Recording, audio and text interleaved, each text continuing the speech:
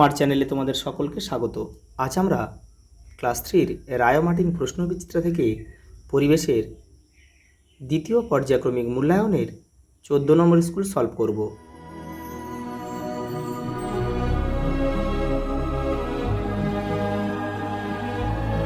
দেখো প্রথম প্রশ্ন, আদিম মানুষ পাহাড়ের গুহায় বাস করত। খেলোয়াড়দের পোশাককে জার্সি বলে। পাকা বাড়ি তৈরি করেন রাজমিস্ত্রি। ছুতোরা কাঠের কাজ করেন। গরমকালে মাটির কলসিতে জল ঠান্ডা থাকে। একটি উভয়চর প্রাণী হলো ব্যাঙ। দেখো খনিজ তেল পাওয়া যায় মাটির নিচে। পোশাক তৈরি করেন দর্জি। ভেড়ার লোম থেকে তৈরি হয় পশম। উই পোকাদের থাকার জায়গাকে বলে উই ঢিবি। কাঁচা বাড়ি তৈরি হয় মাটি দিয়ে। কলকাতা পুলিশের পোশাকের রং হচ্ছে সাদা।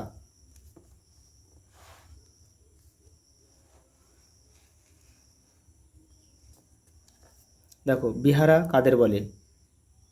যারা পালকি নিয়ে যেত তাদের বিহারা বলতো। যিনি মাটির কলসি তৈরি করেন তাকে কি বলে? কুম্ভকার।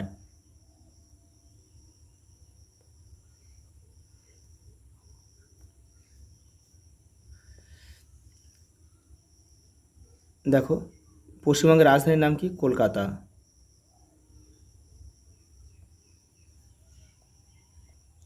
দেখো এই কুম্ভকারের কিন্তু একটা নাম আছে, আঞ্চলিক নাম হচ্ছে কুমোর। আবল তাবল কার লেখা? সুকুমার রায়। সিনথেটিক সুতো কি থেকে তৈরি হয়? খনিজ তেল থেকে। প্রাকৃতিক তুলো কি থেকে তৈরি হয়? কার্পাস তুলো থেকে। দেখো একটা স্তম্ভ দিয়েছে, তোমরা কিন্তু কেউ তীর চিহ্ন দিয়ে মেলাবে না, যেহেতু অনেকগুলো রয়েছে শিক্ষক মশাইদের কিন্তু ভুল হয়ে গুলিয়ে যেতে পারে। দেখো বুঝতে অসুবিধা হবে, সেই জন্য তোমরা কী করবে, এই প্রশ্নের দাগ নাম্বারটা এবারে উত্তরের পাশে বসিয়ে দেবে। দেখো পোস্ট অফিস, ডাকঘর, তাহলে আমরা কি লিখব? এই ক। অ্যাপ্রন, অ্যাপ্রন হচ্ছে ডাক্তারদের পোশাক, হচ্ছে অ্যাপ্রন।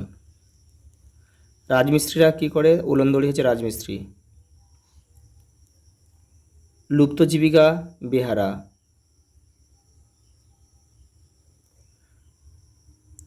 খেলোয়াড় জার্সি। ঘোড়ার গাড়ি কোচওয়ান।